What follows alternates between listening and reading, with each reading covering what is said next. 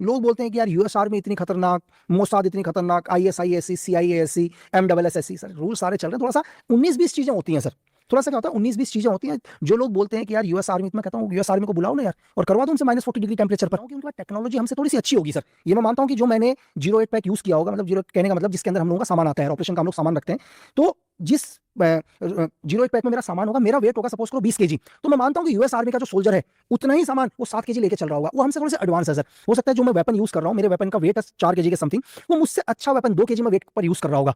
मैं technology high मानता हूं उनसे। लेकिन अगर आप फिजिकल की बात करो, या दुनिया बोलती है कि यार कि उनके सोल्जर ऐसे हैं, उनके सोल्जर ऐसे हैं, तो मैं सिर्फ उनसे ये कह रहा हूं सर, हमने दुनिया के लगभग चाहे वो यूएस आर्मी हो, रशियन आर्मी हो, सबके साथ एक्सरसाइज करी हमने, हम साथ में कंबाइन ट्रेनिंग करते हैं और हमें पता है कि वो लोग कितने वो स्ट्रॉन्ग है कितने नहीं है। मतलब इंडिया की ट्रेनिंग, आप उनको ये बोलो कि हिंदुस्तान के अंदर हमारा कोर्स चलता है कमांडो विंग बेलगांव के अंदर, महाराष्ट्र और कर्नाटक के बॉर्डर में है। और शायद जब मैंने वो कोर्स किया था उस टाइम शायद 38 डेज का था, मुझे शायद 38 डेज, मुझे अभी एक्चुअली याद नहीं है, शायद अभी वो कोर्स 34 कम हो गया है, 2 डेज का। फिर जब मैं गया था उस टाइम 38 हो गया था, वो डाउन और कम कर दिया। तो वो 38 डेज 38 ईयर्स जैसे थे सर। अच्छा, मतलब एक दिन ऐसा करता था तो ऐसा लगता था कि 1 साल गुजर गया। क्या होता है बस?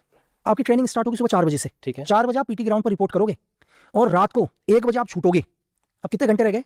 3 घंटे। 3 घंटे में कि जाने के बाद आप अपना वेपन भी जमा कराओगे। ऐसा नहीं कि जाते ही 1 बजे आपको छोड़ दिया तो आप बगल में बेड पर ले जाओगे, ऐसा नहीं। वहां से आप कम से कम आधा किलोमीटर जाओगे, जाने के बाद आपके पास जो वेपन है उस वेपन को आप जमा करके आओगे। उसके बाद जो दिन भर आप शिवर में भी गए हो, वहां शिवर मतलब गटर के अंदर भी डाल देते हैं, वहां दिन में आप गए होंगे, फिर आप ऐसे तो बेड पर नहीं जा सकते ना, तो फिर कपड़े भी ऐसे नहीं खोलते थे हम लोग। कपड़े कैसे खोलते थे? क्योंकि ऐसे खोलेंगे तो जो शिवर है वो पूरा आपके मुंह में भी आएगा। तो एक दोस्त दूसरे दोस्त की बनियान को काटता था, फाड़ता था यूं करके, क्योंकि ऐसे करके निकालना है, ऊपर से नहीं खोलना। तो इस सब प्रोसीजर में भी आधा पौन घंटा लग जाता है। इसके बाद जाके बेड में जाएंगे, फिर बेड में जैसे ही लेटेंगे सर 2-2.5 घंटे के बाद फिर दोबारा पीटी ग्राउंड पर रिपोर्ट करना है।